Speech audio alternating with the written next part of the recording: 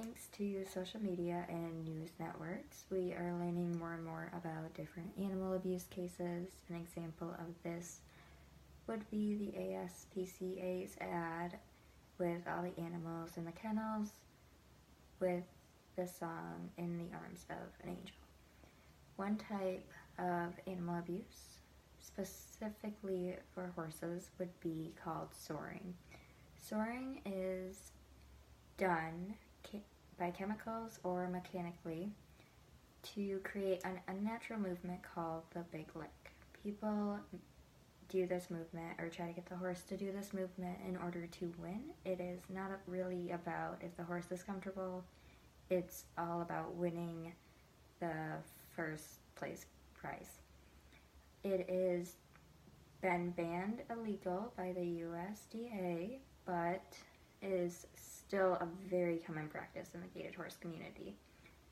This is a very undesirable practice that needs to be stopped right away. The first way people sore horses is chemically. These chemicals include mustard oil, curacao, diesel, salicylic acid, croton oil, and so many more. Any of these different chemicals would cause burns of significant degrees on humans and very severe pain. So horses can't say they're in pain like people. But during these sessions, they will take these chemicals, put gloves on their hands so they're protected, and then wrap the area on the horse's leg so that they can ensure that all the chemicals soak into the ligaments and tendons and everywhere, just causing this unimaginable pain. The only way for a horse to act out is, or for a horse to say they're in pain, is to act out. But these horses can't even do that because the pain is so severe. When the wraps get taken off these horses' legs, they have this unnatural movement because of the blisters and burns and everything that goes along with these chemicals that get put on their legs. The places that they get put on their legs is their pastern, their bulb of the hoof, the coronary band, and overall it's just a really horrible experience, I would imagine, for these animals. If we can't use these chemicals on our own skin, what makes it okay for us to use it on a horse's leg, or any animal for that matter?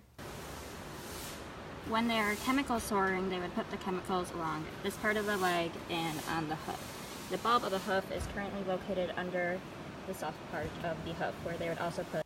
The other way people will sore these horses is mechanically.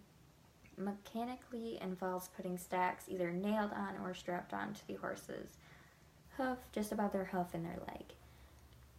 These stacks include a variation of weighted objects or sands or rock or anything really, anything weighted that would force the horse to pick up their feet much higher. Now, mechanical can be anywhere from severe discomfort to pain, and the pain can be just as bad as chemical soring. Some people will even put the chemicals and mechanical together. Well, this may get their movement faster, but it's so painful and so abusive in so many different ways. Like I said, these horses can't act out because they're in so much pain.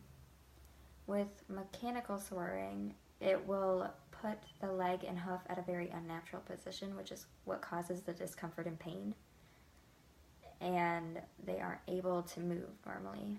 Most of them are laying down during both of these types of abusive training methods, chemical or mechanical, because it's so painful that they can't stand up. So what I think of mechanical as is kind of like shackles. We wouldn't put shackles on children or another human being. Well, no normal person would. And yet again, we're doing it to these animals that can't talk out, they can't speak out, and they're in so much pain they can't act out. So I don't see where we can think that's okay. One example of a case of mechanical and chemical soring is actually from a top barn down in Tennessee, I believe. It was called Sport Horse, and Sport Horse had an undercover investigation go on where the people investigating found different chemical mixtures that were all banned by the USDA, and actually one of the substances found on one of their top show horses was poisonous to the liver and blood. My information given about the two different types of chemical and mechanical soring are from two different sites. One is from Habits for Horses, and the other one is from Tuesday's Horse. The information I got about the top stable undercover investigation was from One Green Planet.